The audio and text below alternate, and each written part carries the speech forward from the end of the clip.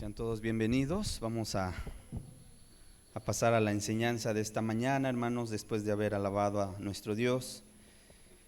Qué bueno es poder abrir la Escritura y poder encontrar palabra de Dios sobre nuestras vidas, para nuestras vidas. Y creo que Dios el día de hoy tiene una bendición, como cada 8 días lo ha hecho, una bendición preparada para nosotros. El día de hoy vamos a continuar con la enseñanza que estuvimos analizando en la plática anterior, que titulamos Tenemos hambre de Cristo. Sin embargo, esta es la segunda parte y le hemos puesto como título ¿A quién iremos? Al final del estudio ustedes se van a dar cuenta por qué el título.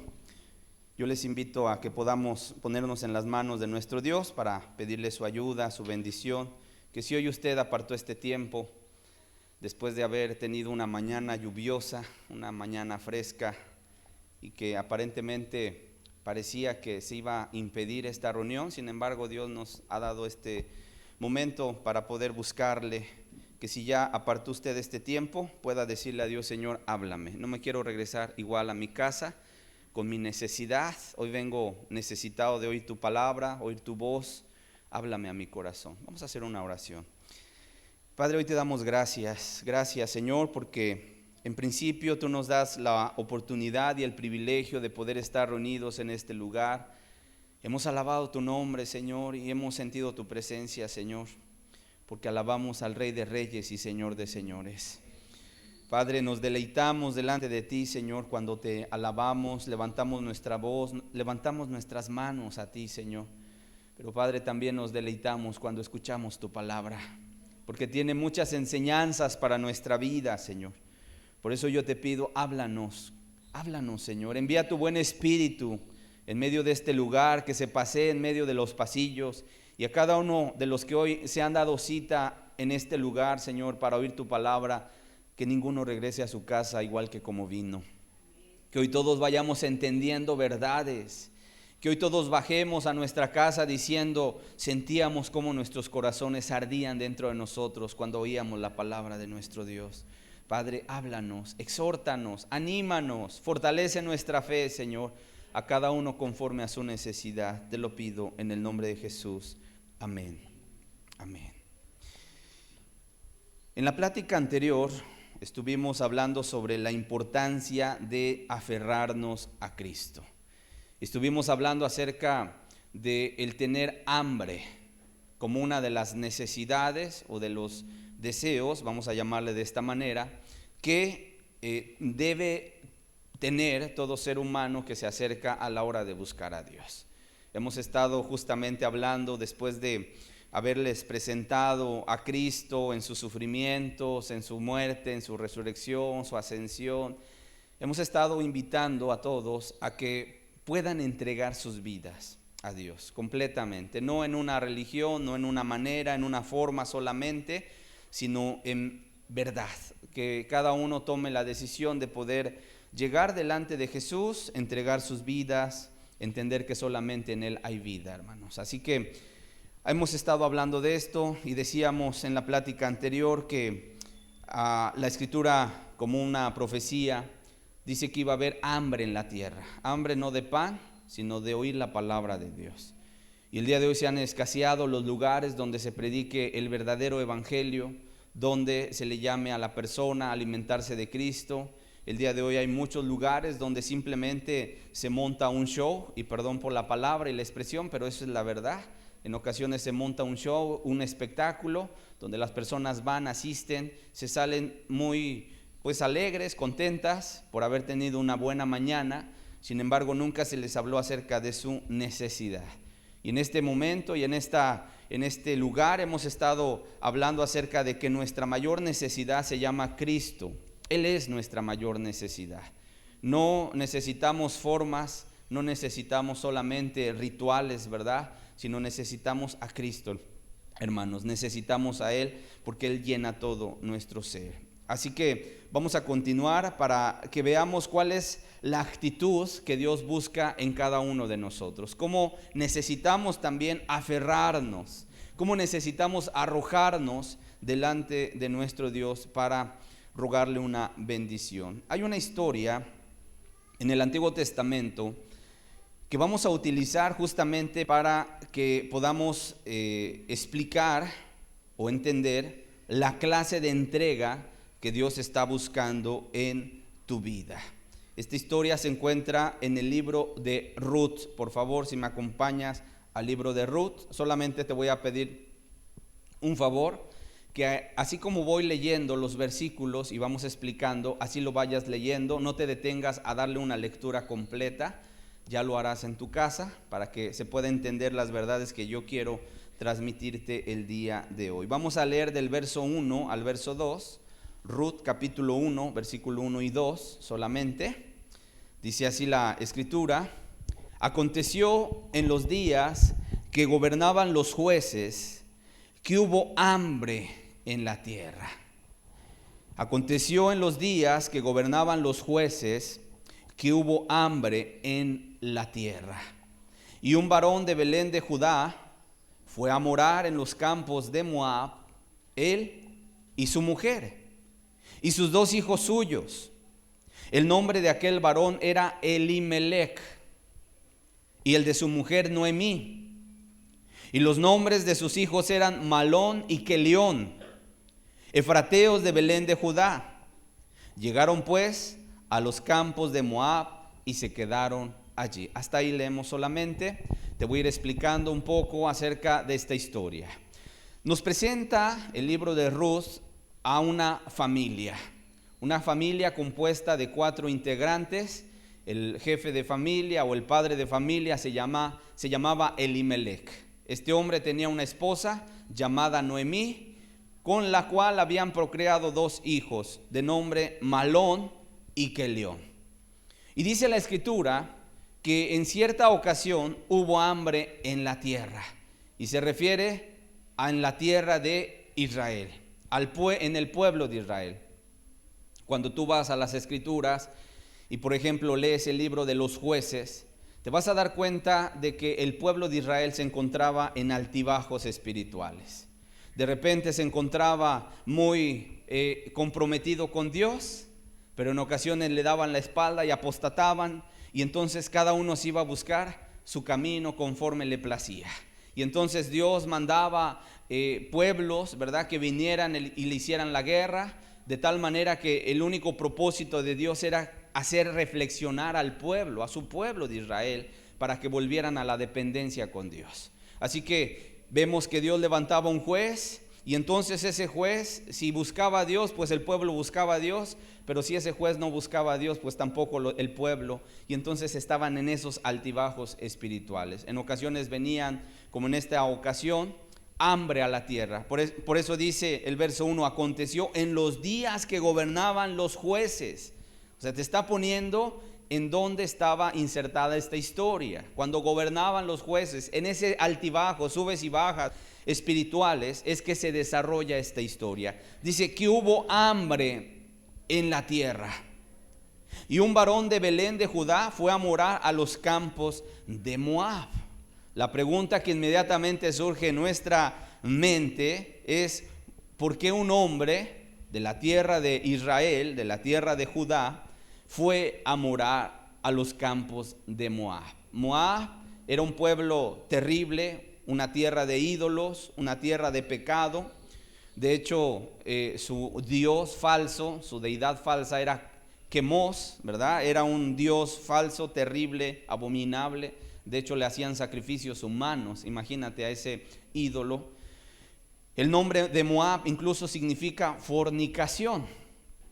Moab significa fornicación. Imagínate a la tierra a la cual fue un hombre piadoso como era Elimelech. Era del pueblo de Israel y por lo tanto entendemos que conocía la ley, que conocía al Dios de los cielos, al verdadero y el único Dios verdadero. De tal manera que yo puedo decir que este hombre tomó una decisión de llevar a su familia a las tierras de Moab. La pregunta es: ¿por qué tomó esa decisión? Lo primero que me viene a mi mente es que este hombre buscaba tal vez el bienestar de su familia, ¿verdad? Al tener hambruna en ese lugar de Israel, Escuchan que en los campos de Moab había alimento y entonces toma su familia, empacan, hacen sus maletas y se dirigen hacia Moab. Sin embargo, quiero decirte, incluso por encima de la voluntad de Dios. Y aquí ya es algo bien importante que yo sí quisiera que todos aprendiéramos de esta historia. Este hombre tal vez había hecho planes, como todo ser humano, tal vez había pensado, bueno, me voy a ir a la tierra de Moab, voy a trabajar, voy a ganar un cierto dinero, vamos a construir, ¿verdad? Y en ocasiones, como todo ser humano, se había trazado todo un panorama ahí de prosperidad tal vez, como en ocasiones sucede, un panorama bien estructurado. Sin embargo, la pregunta es, ¿y querrá Dios que lo haga? ¿Será la voluntad de Dios? ¿Cierto o no? En ocasiones el hombre, cuando empieza a tener un tipo de escasez, como en este caso había hambre, y empezaba a tener aflicción tal vez al ver a su esposa, a sus hijos, que le pedían de comer, este hombre toma una decisión. Ahora, quiero decirte algo. Nuestra vida está llena de decisiones, ¿cierto o no? En nuestra vida siempre estamos tomando decisiones. La pregunta es, para ir aplicando también la Escritura y para ir sacándole la enseñanza que la misma Biblia nos deja, todas esas decisiones que el hombre toma estarán siendo consultadas delante de Dios. Cuando yo voy a las Escrituras, incluso veo cuando el pueblo de Israel le hacía guerra a otros pueblos de alrededor. No sé si tú has leído que en ocasiones se juntaban delante de Dios y le preguntaban, ¿qué tribu subirá primero a pelear la batalla? Y en ocasiones, o siempre, decía Dios, Judá subirá primero. Judá subirá primero. En otras palabras, ante todo paso que el pueblo de Israel daba, siempre tenía que consultar a Dios. Y eso es algo que necesitamos entender también nosotros. En ocasiones cuando la gente tiene un panorama, ¿verdad? Y necesita tomar una decisión, ¿cuántas personas en ocasiones solamente toman sus decisiones en su propio pensar, trazándose un sueño, trazándose una meta? Me voy a ir de mojado al otro lado, voy a ganar dinero ahora que el dólar está muy caro, entonces vamos a mandar dinero a la familia, ¿verdad? Y la familia va a ahorrar ese dinero y vamos a construir un hogar, vamos a construir una casa. Pero sorpresa, me he enterado de muchos casos que en ocasiones, ¿verdad? El hombre que se va al otro lado dejando esposa, dejando hijos y que se va con un sueño trazado en su mente, en ocasiones por allá, al estar en su soledad, al estar, ¿verdad? Lejos de su familia, lejos del calor de su hogar, empieza a querer formar otra familia. ¿Y cuántas veces no hemos conocido casos de gente que se fue a trabajar para ganar el sustento, para el bienestar de la familia, y sin embargo se encontró otra familia por allá y por allá se quedó? ¿Cierto o no? Cuando no se toman decisiones, incluso te puedo decir esto, he conocido casos de gente que leía la Biblia, que amaba a Dios, pero que por tomar decisiones sin consultar a Dios, empezaron a recibir consecuencias sobre su vida. ¿Y quién quiere recibir consecuencias lamentables, desastrosas sobre su vida? Pues yo creo que ninguno de los que estamos aquí. Por lo tanto, la enseñanza que hoy quiero que nos llevemos, una de las tantas enseñanzas que hoy quiero que nos llevemos con esta lectura que estamos haciendo es: siempre aprende a depender de Dios. Señor, ¿quieres que lo haga? ¿Quieres que lo haga? En ocasiones ha sido incluso, he conocido gente, por ejemplo, un ministro que en una ocasión ganaba, pues en su trabajo, un buen dinero, tenía un buen sueldo y estaba levantando una congregación y estaba viendo bendición. Pero ¿qué crees? Inmediatamente llega la propuesta de que, ¿sabes qué? Te vamos a dobletear el sueldo y te vamos a subir de puesto, pero necesitas irte al sur del país, dejar tu lugar, dejar tu lugar donde estás, ¿verdad? Tomar tu familia e irte. ¿Y sabes qué hizo este ministro? Dijo: no, gracias. Pero entonces, si no aceptas ese trabajo, tampoco vas a poder seguir en este trabajo. y dijo, bueno, si esa es la condición, prefiero dejar el trabajo, abandonarlo, pero no despegarme, de mi familia y del momento en el cual Dios me está llamando para predicar su palabra en cierto lugar. Qué sabia decisión. Qué sabia decisión. Sin embargo, a veces se presenta un panorama alentador, ¿verdad? Y cuando no vamos delante de Dios y le decimos, Señor, ¿será tu voluntad? En ocasiones la persona empieza a recibir las consecuencias, como lo vamos a ver en esta historia. Yo me imagino a Elimelech cargando las maletas, ¿verdad? Empacando, vámonos Noemí, vámonos hijos a la tierra de Moab. Aquí en Israel hay hambruna. Aquí no vamos a poder suplir nuestra necesidad. Vámonos a ese lugar.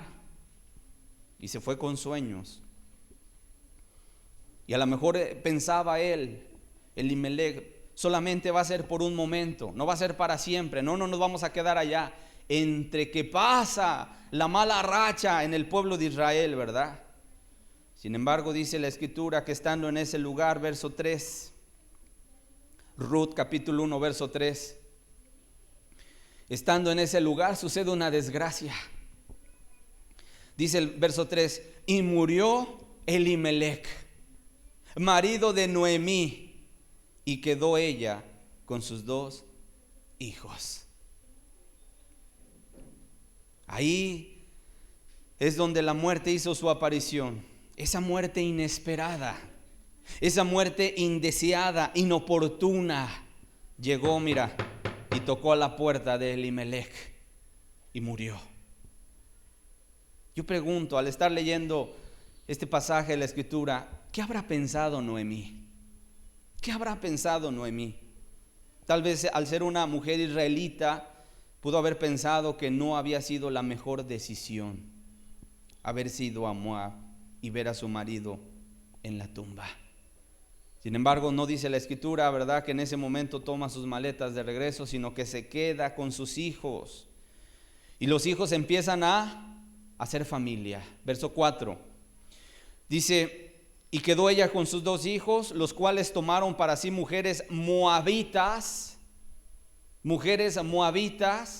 lo que no podía hacer un israelita, un judío, tomar mujeres extranjeras. Los hijos de Ruth tomaron mujeres moabitas. El nombre de una era Orfa y el nombre de la otra Ruth, y habitaron allí unos 10 años. No fue poco tiempo, 10 años. ¿Qué sucede? Comienzan a intentar salir adelante, sobreponerse de la muerte de su padre, se casan con mujeres moabitas, y en el momento en que están tratando tal vez de acomodarse en la sociedad de Moab, de construir su hogar, no sé, les sorprende también a ellos la muerte. Verso 5. Es decir, vamos de desgracia en desgracia. Y murieron también los 2, dice, Malón y Kelión, quedando así la mujer desamparada de sus 2 hijos y de su marido. ¡Qué tragedia! Esa familia unida, esa familia junta que había descendido a Moab con sueños, con metas, con alegría de buscar el bienestar familiar, ahora la mujer se quedó desamparada de su marido y de sus hijos. Sin embargo, en medio de esos males llegaron noticias buenas a los oídos de Noemí. Dice el verso 6, entonces se levantó con sus nueras y regresó de los campos de Moab, dice, porque oyó en el campo de Moab que Jehová había visitado a su pueblo para darles pan. Es decir, la plática que había en los campos de Moab, los moabitas comenzaban a decir, ¿ya escucharon? Dios visitando a su pueblo. ¿Ya escucharon? Dios visitando a Israel y les está dando pan a su pueblo. Y seguramente Noemí oyó la noticia que se decía. Por lo tanto, al cabo de 10 años se escucha que Dios había visitado a su pueblo de Israel con pan, y Noemí emprende su regreso. Muchas lecciones aprendemos de esta historia. Otra de las lecciones que aprendemos es que debemos esperar en Dios. y no tomar decisiones apresuradas o sin consultarlas con Dios. ¿Qué hizo Elimelech? No nos deja ver la escritura, pero probablemente se apresuró. No hay pan aquí, vámonos a otro lugar. Oye, pero si este es el pueblo de Dios, no importa, por el bienestar de la familia vamos a buscar la prosperidad en otro lado. Y no esperaron en Dios. ¿Cuánta gente se pierde por el hecho de no consultar con Dios lo que ha de hacer o de emprender? Es muy fácil, amado amigo, hermano, es muy fácil tomar una decisión equivocada en el momento en que se atraviesan por dificultades. En ocasiones la gente se desespera, ¿cierto o no? En ocasiones la gente trata de solucionar todo en sus fuerzas, quiere resolverlo todo. Sin embargo, los que estamos aquí presentes, algo que debemos entender es que aprende a descansar en Dios. Si tú no aprendes a buscar en Dios la guianza, vas a tomar muchas decisiones erradas. Como decía anteriormente, nuestra vida está llena de decisiones. ¿Qué escuela? ¿En qué escuela estudiar? ¿Qué carrera? ¿Qué profesión? ¿Estudio o me quedo sin estudiar? ¿Estudio o trabajo? Es una decisión. En ocasiones la gente, cuando ya está avanzando en años, ¿verdad? Y a lo mejor ya tiene una cierta edad, dice, ¿por qué no estudié en su momento? Y me metí a trabajar. Bueno, fue una decisión que se tomó. Los jóvenes, el día de mañana que empiezan a crecer, toman decisiones de con quién casarse. Y son decisiones que van a marcar la vida tanto del joven como de la señorita. Nuestra vida está llena de decisiones. Y si nuestra vida está llena de decisiones, cuán importante es saber venir delante de Dios para decirle, Señor, ¿qué quieres que yo haga? Porque en ocasiones hay gente que puede decir, hermano, es que, ¿qué crees? Pues la persona con la que me casé, el hombre con el que me casé me salió muy, a lo mejor con vicios que no sabía o que no se le veía. ¿Por qué Dios permitió eso? No es que Dios lo haya permitido, más bien la persona decidió casarse con fulano o con perengana. Está llena de decisiones nuestra vida. En ocasiones pueden venir también situaciones de escasez económica. A veces no vemos, dicen por ahí, lo duro sino lo tupido. En los trabajos, ¿verdad? Se escasean. Este año que terminó, el 2020, hermanos, cómo los trabajos se vinieron abajo, muchas empresas cerraron, bajaron cortinas. Pero sabes, el cristiano entiende que es una prueba de Dios para su vida. No se desespera, porque sabe de dónde viene su alimento, de dónde viene su sustento, viene de Dios. No, y no me estoy refiriendo a alguien que le gusta estar tal vez en su cama, acostado, ¿verdad? Día y noche, y que no quiere y no le gusta ir a trabajar, sino que a causa de la escasez, del desempleo, tal vez sale, pero no hay trabajo. Está pasando por un momento de prueba. Está pasando por un momento de adversidad. Pero el cristiano sabe esperar en Dios y confía en que Él es el proveedor.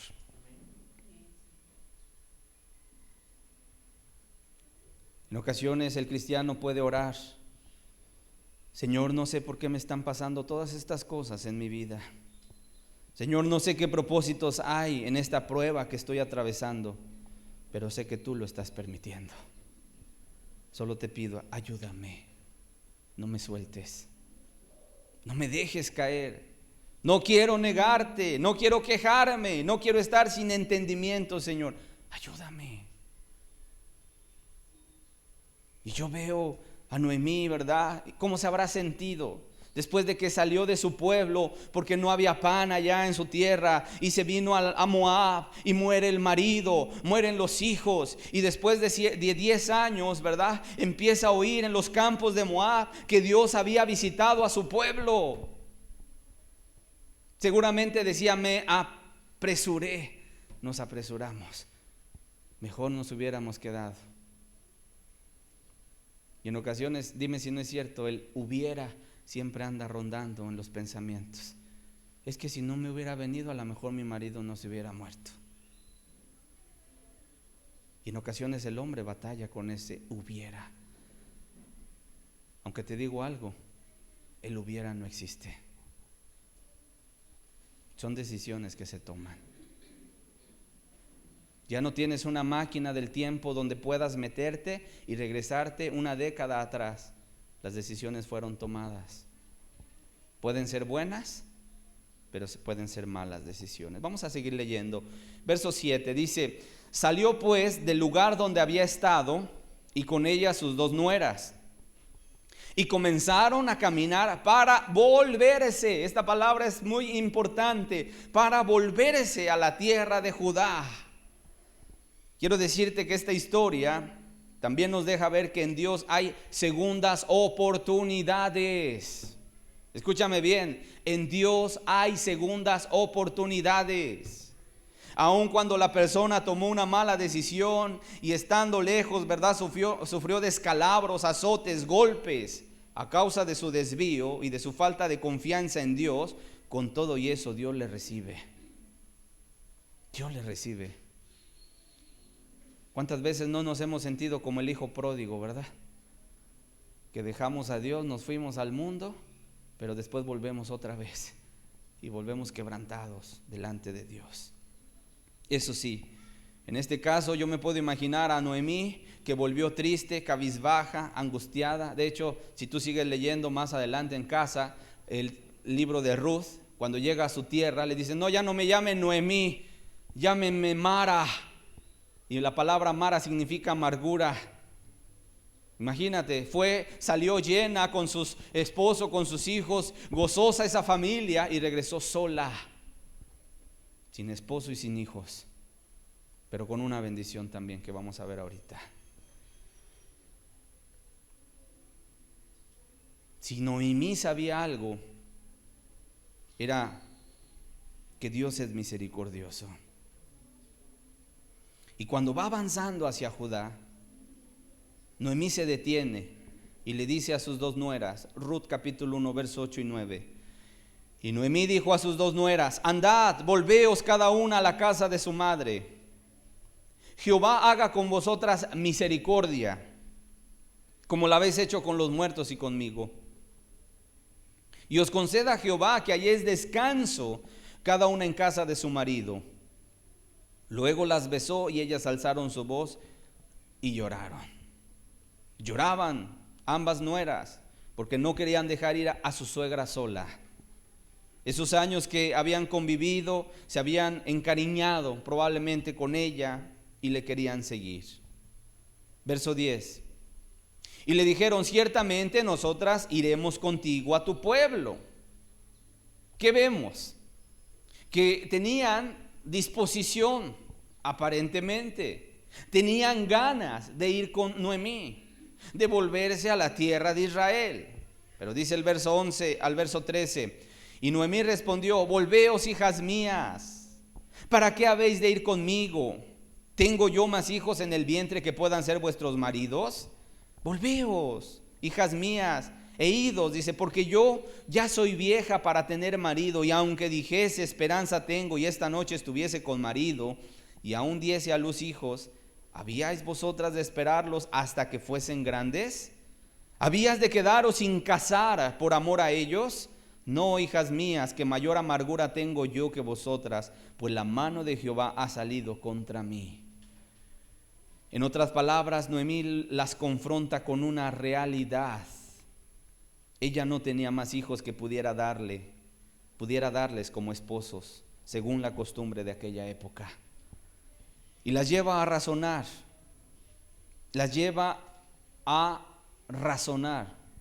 a pensar en lo que ellas estaban a punto de perder. Les dice: mira, regrésate, rehaz tu vida. ¿Para qué vienes conmigo? ¿Qué te espera allá? No puedo darte uno de mis hijos porque ya no tengo. Soy grande. Ya estoy en edad, ¿verdad?, para dar a luz hijos. Y si aún los diera, ¿te esperarías tanto tiempo hasta que crezcan para que puedan ser sus maridos? Entonces las confronta. Y dice el verso 14: y ellas alzaron otra vez su voz y lloraron. Y Orfa besó a su suegra, mas Ruth se quedó con ella. ¿Qué hizo Orfa? Pues sí, suegra, te quiero mucho, pero le dio un beso y se dio la media vuelta y se regresó a su lugar. Tal vez pensó esta mujer: es cierto, ¿para qué voy con ella? Si ya no podrá darme un marido, mejor me regreso. Sin embargo, vemos que Ruth se quedó con ella. Verso 15: y Noemí dijo: he aquí tu cuñada se ha vuelto a su pueblo y a sus dioses. Vuélvete tú tras ella. En otras palabras, Noemí invita a Ruth a que también haga lo mismo. Regrésate, vete a tu vida de antes, vete a tu sociedad, vete a tus costumbres, vete a tus dioses, porque de este lado no podrás llevar contigo, ¿verdad?, tus falsos dioses. Era lo que le estaba diciendo. Sin embargo, Ruth le da la verdadera razón del por qué ella no quería regresarse a su tierra, y le demostraría que no era un marido lo que ella andaba buscando. Ella había visto algo en Noemí y justamente ella lo quería para sí. Vamos a ver el verso 16 al verso 18. Respondió Ruth: no me ruegues que te deje y me aparte de ti, porque a donde quiera que tú fueres, iré yo, y donde quiera que vivieres, viviré. Fíjate, tu pueblo será mi pueblo y tu Dios mi Dios. Donde tú murieres, moriré yo, y ahí seré sepultada. Así me haga Jehová, y aún me añada, que solo la muerte hará separación entre nosotras dos. Y viendo Noemí que estaba tan resuelta a ir con ella, no dijo más. Qué historia, hermanos, acabamos de leer. Aplicando esta enseñanza y haciendo una extrapolación a la situación actual, podemos decir lo siguiente. Miren, Orfa representa a la gente que sí quiere buscar de Dios, pero no está dispuesta a dejar su vida de pecado, y por eso se regresa. ¿A qué se regresó Orfa? A sus dioses, a sus costumbres. Orfa representa a los emotivos, a los que se emocionan por un rato, porque ahí dice que lloraron, ¿no? Lloraba, abrazaba a Noemí. Por eso representa a los emotivos, que se emocionan por un rato, pero al considerar el costo del discipulado, luego se vienen abajo, se dan la media vuelta. No, esto ya está muy exigente. No, aquí como que Dios ya nos está apretando, ¿verdad?, la tuerca. Mejor regrésate, que digan que aquí corrió, que ahí quedó. ¿Cuánta gente se vuelve así? Sí quiero. No, ya no quiero. Qué bonita estuvo la reunión, ahora sí me entrego. Pero cuando allá afuera viene la invitación al pecado, ¿verdad?, en charola de plata, la persona dice: ay, Dios, me vas a disculpar, pero va a ser el último pecado que cometa. Y se vuelven otra vez a sumergir al pecado. Y eso sí, después las conciencias no las pueden ni acallar. Condenaciones tremendas hay en la conciencia, y la persona trata por ahí de darse un barnizazo solamente de moralidad y dice: pues es que no soy tan malo, hay otros peores, ¿verdad? O yo sí hago, yo sí ayudo a la gente con tal de sentirse bien, pero sabe que en su conciencia algo no está correcto, algo está haciendo mal. Orfa representa a los emotivos, a los que se emocionan por un rato, pero que cuando ven el costo del discipulado entonces se vienen abajo. Son aquellos que dice la Escritura o la parábola del sembrador que fueron sembrados en pedregales, que al oír la palabra brotó pronto porque no había profundidad de tierra en las emociones. Y yo quiero decirte algo, el evangelio no es de emociones. Aunque incluye emociones y aunque lloramos y aunque sentimos muy bonito cuando levantamos nuestras manos y nuestra voz a alabar a nuestro Dios, quiero decirte, el evangelio no son emociones. El evangelio son decisiones. ¿Cierto o no? Cuando el Señor Jesús iba a ir a la cruz, ¿qué sintió? ¿Sintió gozo? ¿Sintió bonito? No, incluso oraba y le decía: Padre, si es posible, pase de mí esta copa, pero no lo que yo quiero, sino lo que tú quieres, Señor. Y dice que estaba angustiado en extremo y que sentía esa angustia al punto de la muerte. Sin embargo, ¿qué hizo Jesús? Porque sentía feo o porque sentía, ¿verdad?, morirse, ¿verdad?, internamente, por eso le dio la espalda a la voluntad de Dios. No, siguió hacia adelante y cumplió el mandamiento de Dios. ¿Qué tenemos que aprender de esto? Que no es por emociones, hermanos, que no es por emociones, sino que es una decisión firme que tú tomas. No, nadie toma por ti. Yo no puedo tomar esa decisión que Dios te está pidiendo a ti. Oye, la mesa está servida. No dice venid. No dice el que tenga sed, venga a mí. Porque también hay que quitar esa falsa enseñanza de que no necesitas hacer nada. Claro que sí.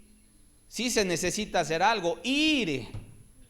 Sí se necesita hacer algo. Arrepentirse. Sí se necesita. Sí, la salvación es por gracia. No es por obras. No es por esfuerzos humanos. Pero sí debe de haber un dar el paso. Ante la invitación que Dios nos está haciendo, el hombre tiene que levantarse e ir y tomar el pan, tomar el agua para saciar la sed. ¿Estamos de acuerdo? Cuando a Orfa se le presenta el razonamiento de que no iba a tener marido en Israel, de que no iba a tener tal vez ciertas comodidades, entonces le pensó bien y mejor se da la media vuelta y se regresa. Realmente no quería entregar su vida. ¿A quiénes representa Ruth? Ruth representa a esa gente que está dispuesta a pagar el precio y que de hecho se aferra a una bendición, se aferra a Cristo. Verso 16, volvamos a leerlo. ¿Cuál era la motivación de esta mujer? Ruth dijo: no me ruegues que te deje y me aparte de ti, porque a donde quiera que tú fueres, iré yo. Y donde quiera que vivieres, viviré. Tu pueblo será mi pueblo y tu Dios, mi Dios. ¿Qué quería esta mujer? Yo quiero ser parte de ese pueblo escogido. Yo quiero ser parte de aquel pueblo que adora al Dios verdadero. Esta mujer sabía que su Dios, Quemos, era una falsa deidad, pero se aferra, ve la oportunidad. Va a regresar Noemí a su tierra, dice: esta es mi oportunidad. Ella me ha hablado de un Dios verdadero, ella me ha hablado del Dios omnipotente, ella me ha hablado del Dios de Israel. Yo quiero que su pueblo sea mi pueblo y que su Dios sea mi Dios también. Buscaba conocer al Dios vivo y verdadero, y ella renuncia en cierto sentido a su pueblo pagano, idólatra, con tal de ser recibida en el pueblo de Dios. Y sabes una cosa, ¿quién llegó a ser Ruth? ¿Sabes quién llegó a ser Ruth? Vamos a ver Ruth capítulo 4 verso 17. De acuerdo a la escritura, Ruth fue la bisabuela del rey David. La bisabuela del rey David. Ruth 4:17 dice: y le dieron nombre las vecinas diciendo: le ha nacido un hijo a Noemí. Y lo llamaron Obed. O sea, el nombre de su hijo de Ruth fue Obed. Dice: este es el padre de Isaí, padre de David. Es decir, David Tuvo por padre a Isaí, y por abuelo a Obed, y por bisabuela a Ruth.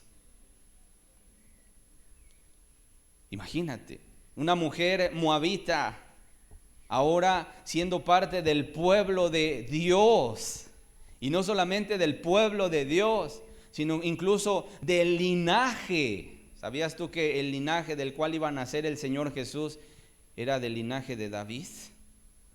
Qué privilegio tan grande le dio Dios a esa mujer moabita.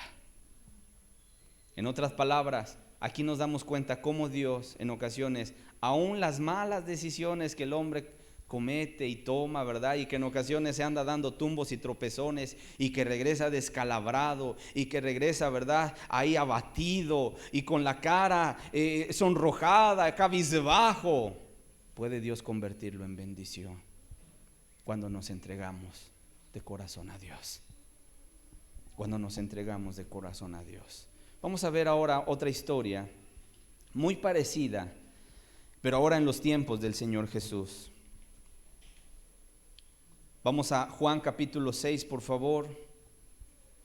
El contexto de este pasaje lo estuvimos analizando en la plática anterior, cuando estuvimos hablando acerca del pan de Dios que descendió del cielo, que es Jesucristo. En ese contexto está hablando el Señor Jesús.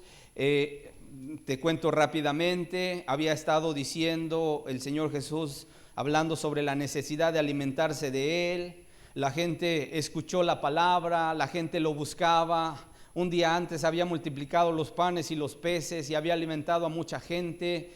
Y esa gente que había sido alimentada empezó a buscar a Jesús por el alimento físico. Y entonces el Señor, al conocer los corazones de esa gente, se detiene y les dice: no me busquen por la comida que perece, búsquenme por la comida que a vida eterna permanece. Y empieza a hablarles, ¿verdad?, acerca de la comida que es Él, y que el que viene a mí nunca tendrá hambre, y el que cree en mí no tendrá sed jamás. Y entonces le empezaron a decir: danos ese pan. Y entonces empieza a hablarles el Señor Jesús. Y mira una de las cosas que sucedieron. Dice el verso 60, después de que acabó el Señor Jesús de hablar esto, dice: al oírla, muchos de sus discípulos dijeron: dura es esta palabra, ¿quién la puede oír? ¿Qué dijeron? Que la palabra estaba ¿qué? Dura. Yo quiero decirte, a veces las palabras de Dios parecen duras, porque la verdad duele, y mucho a veces. Pero es mejor confrontarnos con la verdad, ¿cierto o no? ¿A quién le gustan las mentiras? A nadie. ¿A quién le gusta la verdad? A todos, más a Dios. Y cuando Dios viene a la vida, en ocasiones viene y nos viene con palabra directa, con palabra que no anda Dios dándole vuelta, ¿verdad? No anda por las ramitas. Él se va a la raíz. Y en ocasiones esa palabra se hace dura. Sin embargo, quiero decirte, no hay otro evangelio ni otra verdad que necesites escuchar. Las palabras de Dios son directas porque así deben de ser. A veces pueden sonar como reprensiones, llamadas de atención, hasta pareciera que hay falta de amor. No obstante, quiero decirte, eso no es así, es todo lo contrario. El que ama verdaderamente señala las faltas con el objetivo de que se puedan remediar. Tú te puedes imaginar un médico que es profesional, ¿verdad?, y profesionista, y que es ético en su trato con sus pacientes, que de repente llega un paciente con un tumor que está avanzando, ¿verdad?, creciendo ahí en uno de los órganos, alojado, y que al hacerle estudios el médico dice: ¿sabes qué? Porque no quiero ponerla a pensar, no le quiero hacer echar a perder su día, pues mejor le voy a decir que es una inflamación cualquiera, y que con 2, 3 paracetamoles que se tome al día, entonces ahí se la va a llevar, aunque el médico sabe que si no hace una operación urgente, ese tumor va a crecer y la puede llevar a la persona a la muerte. Pero entonces ese médico dice: no, me la voy a llevar así, a ver cuánto tiempo aguanta. Yo te pregunto, ¿sería un buen médico? Que de repente llegara la persona y dijera: ay doctor, mire, ahora siento una bola más grande aquí. No se preocupe, es una inflamación del intestino, pero es normal, usted ha estado preocupada, ha estado esto, tómese sus tranquilizantes, no pasa nada. Pero él tiene los estudios y se da cuenta de que ahí le está arrojando el estudio que tiene un tumor y que está avanzando y que está creciendo, y él debe extirparlo. Imagínate que de repente nada más él lleve al paciente ahí con sus paracetamoles, y que el día de mañana la persona llegue y diga: no doctor, mire, me creció más. Y ahora diga el doctor: ¿sabe qué? Pues usted tenía un tumor y ya no se puede hacer nada y le quedan 2-3 días de vida. ¿Habrá sido un buen doctor? Por el hecho de no hacerle pasar un mal rato, un trago amargo, guardar información. Ahora yo te digo, en el tema de nuestras almas, tenemos que guardar información que es importante para tu vida. ¿Quisieras que se te engañara? Ay, la llevas. No, no te preocupes, es poco a poco. No, hermanos, el evangelio es directo. El evangelio te llama. Cristo te dice: ¿quieres ser mi discípulo? Niégate a ti mismo, toma tu cruz y sígueme. Dime si no son palabras fuertes. El que quiera venir en pos de mí, niéguese a sí mismo, tome su cruz y sígame. Si alguno viene a mí y no aborrece padre, madre, esposa, esposo, hermanos, hermanas, y aún también su propia vida, no puede ser mi discípulo. Palabras de Jesús. Hermanos, a veces parecieran duras porque son directas. Y en aquel momento, no la gente, dice muchos de sus discípulos. En otras palabras, era gente que ya era discípula. Dijeron: dura es esta palabra, ¿quién la puede oír? En otras palabras, el grupo de los entendidos, el grupo de los discípulos, el grupo de los, a lo mejor, pues ya con un toque de Dios en su vida, probablemente les faltaba la regeneración, no lo sabemos, pero dice discípulos, a lo mejor ya eran salvos, yo no lo sé, pero dijeron: dura es esta palabra, ¿quién la puede oír? Y dice el verso 66, desde entonces muchos de sus discípulos volvieron atrás y ya no andaban con él. ¿Cómo ves? Estos eran del grupo de los de Orfa, que sí querían, ¿verdad?, andar cerquita de Jesús. Sí lloraban a lo mejor, ¿verdad? Sí lo abrazaban. Pero cuando les puso las cartas sobre la mesa, dijeron: esta palabra es muy demandante, mejor vámonos. Muchos de sus discípulos volvieron atrás y ya no andaban con él. Le dieron la espalda al Señor Jesús. Entonces dice el verso 67, dijo entonces Jesús a los 12: ¿queréis acaso iros también vosotros? Esta es la escena que yo me puedo imaginar. Se levantaron los discípulos cuando estaban ahí en la reunión, y después de haber predicado el Señor Jesús y que se les hizo dura la palabra, seguramente se levantaron, empezaron a sacudir sus vestidos, ¿verdad?, sus túnicas, y empezaron a emprender la media vuelta y se fueron. Y se estaban levantando y ya se iba otro y otro y otro y otro, y a lo mejor hasta por familias estaban saliendo. Y entonces el Señor Jesús se voltea a ver a los 12. Yo me los puedo imaginar, no dice la Biblia, pero me los puedo imaginar contrariados, a un Pedro, a un Juan, a un Felipe, mirando que la gente se va y estaban dejando a Jesús. Y entonces el Señor Jesús voltea a verlos, no se inmuta, ¿verdad?, pero se voltea a ver a los 12 y dice: ¿queréis acaso iros también vosotros? Como diciendo: esta es la oportunidad, la puerta está abierta, ¿te quieres ir? ¿Ustedes también me van a dar la espalda? Y la respuesta de Pedro, hermanos, la respuesta de Pedro nos simbra mucho. Le respondió Simón Pedro: Señor, ¿a quién iremos? ¿A quién vamos, Señor? Tú tienes palabras de vida eterna.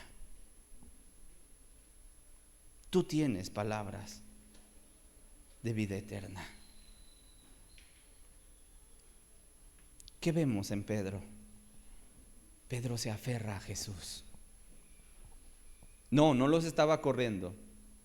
No les estaba diciendo, ustedes también váyanse, déjenme solo, en un arranque de desesperación del Señor Jesús. No, voltea a verlos y les dice, ustedes si quieren ir también.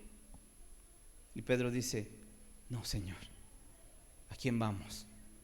Seguramente en ese momento le pasó por la mente a Pedro la vida antes de conocer a Cristo en el pecado. ¿Cómo nos deja ver la Escritura el carácter de Pedro, el apóstol? ¿Cómo era? Duro. Un carácter de repente medio áspero. ¿No fue el que sacó la espada y le cortó la oreja a uno? Bravucón, de mecha corta. Dicen por ahí de sangre caliente. Y a lo mejor, ¿verdad?, en su antigua vida vivía en amarguras, en gritos, en vicios, no lo sé, en una vida desordenada. Porque incluso cuando Cristo viene a él y dice que tuvo su encuentro ahí con él en la pesca milagrosa, Pedro le dice, apártate de mí, Señor, porque soy hombre pecador. Él se reconocía como un hombre pecador, un hombre hueco, un hombre vacío, un hombre que no tenía a Dios en su vida. Y entonces cuando Cristo les dice, ¿se quieren ir también ustedes? Pedro en ese momento probablemente, ¿verdad?, le pasa por la mente cómo vivía antes de conocer a Jesús. Y dice, no, Señor, ¿a dónde voy? Y no solamente en su vida en el pecado, también en su vida religiosa probablemente, intentando acallar su conciencia. Porque sabes, si hay algo que el hombre tiene, se llama conciencia en sus adentros. Y cuando el hombre hace algo malo, ¿sabes qué se activa? La conciencia. La conciencia. Hizo algo malo. Y pareciera que todo el mundo lo sabe, ¿cierto o no? Porque Dios le descubre. ¿Sabes por qué en ocasiones la gente mala llega a diciembre y empiezan a hacer despensas, a regalarle a la gente, ¿verdad?, a regalar cobijas por el frío, y llevan, ¿verdad?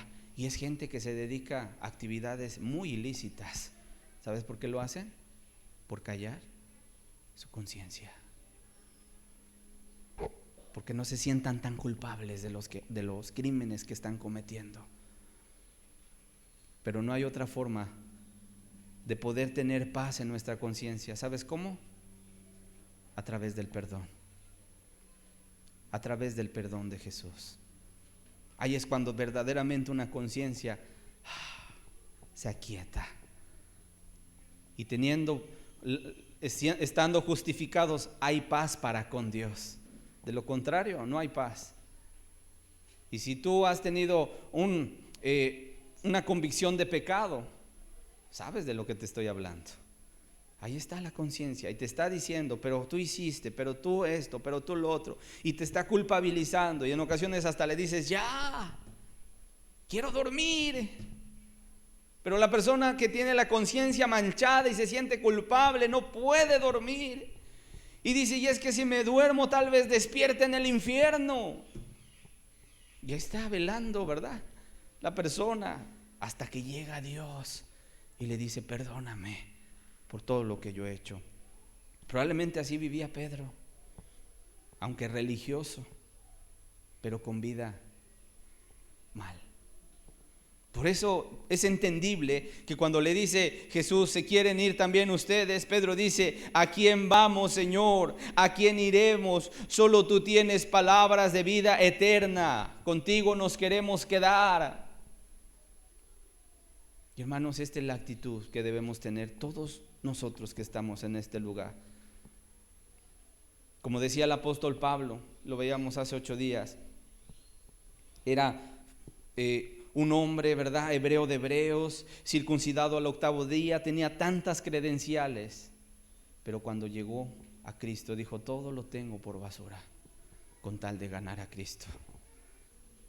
Hago todo a un lado con el único objetivo de abrazar a Jesús. Esa es la actitud que Cristo quiere ver en tu vida, que puedas hacer todo a un lado No que te desatiendas, no que seas una persona irresponsable, sino que pongas en segundo lugar todo y en primer lugar a Dios, y que todo gire alrededor de Él. Solamente cuando en tu vida hay esto, entonces puedes tener a Cristo morando ahí contigo. Quita de tu vida todo lo que estorbe a Dios. Dios te ha estado invitando a que te acerques a Él, pero con hambre, con necesidad real. No, un ratito, no solamente el domingo. ¿Cuánta gente dice, pues es que solamente los domingos hay reunión y solamente los domingos puedo estar con Dios? No, mira, podemos estar diario pegados en las Escrituras, orando a Dios, estando con Él. Y el domingo nos juntamos para alabarle, para glorificarle por todo lo que Él ha hecho. Pero en la semana, desde lunes, martes, miércoles, estuvimos en una devoción, entregando todo, haciendo todo lo que nos corresponde. Si es que vas a ir a trabajar, vas a trabajar, pero con la mira de hacerlo todo para Dios. Si te quedas en casa, estás ahí, pero sirviendo a Dios. Y todo lo que hacemos, sea que comamos o bebamos, todo lo hacemos para la gloria de Dios. Esa es la vivencia cristiana. Y a eso es a lo que nos está llamando Dios. Menos de esto no sirve. Es religión. Y Dios no quiere vidas religiosas. Amén.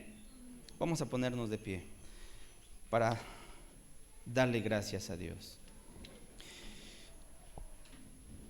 Padre,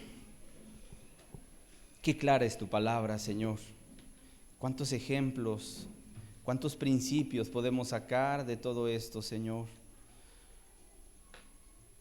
El día de hoy nos ha quedado claro, Señor, que una persona, una familia, un hombre, una mujer que toma decisiones en su vida sin consultarte, sin pedir consejo, guianza, va a sufrir muchos descalabros, Señor. Porque nosotros no somos sabios, Señor, tú eres el sabio, tú eres el que sabes qué nos conviene, hacia dónde dirigirnos. Y Padre, una de las cosas que vemos en estas historias que hemos revisado es que hubo gente que no te tomó en cuenta. Algunos, Señor, buscaron solamente satisfacer sus necesidades inmediatas, pero no se abalanzaron, no se aferraron a ti, Señor. Padre, hoy que volvamos a casa, Señor, entendiendo, tú eres el que debes estar en primer lugar. Todo debe girar alrededor de ti. Ayúdanos, Señor. Ayúdanos. Aunque nuestra vida, Señor, esté a tu servicio, estemos dispuestos, Señor, a hacerte a ti el principal miembro de nuestra familia, que merece toda adoración. A ti seguirte. Como dice el libro de Apocalipsis, que aquellos te habían seguido al Cordero por donde quiera que Él va. Así queremos ser nosotros, Señor, seguidores verdaderos de ti. Gracias por tu palabra, en el nombre de Jesús. Amén. Amén.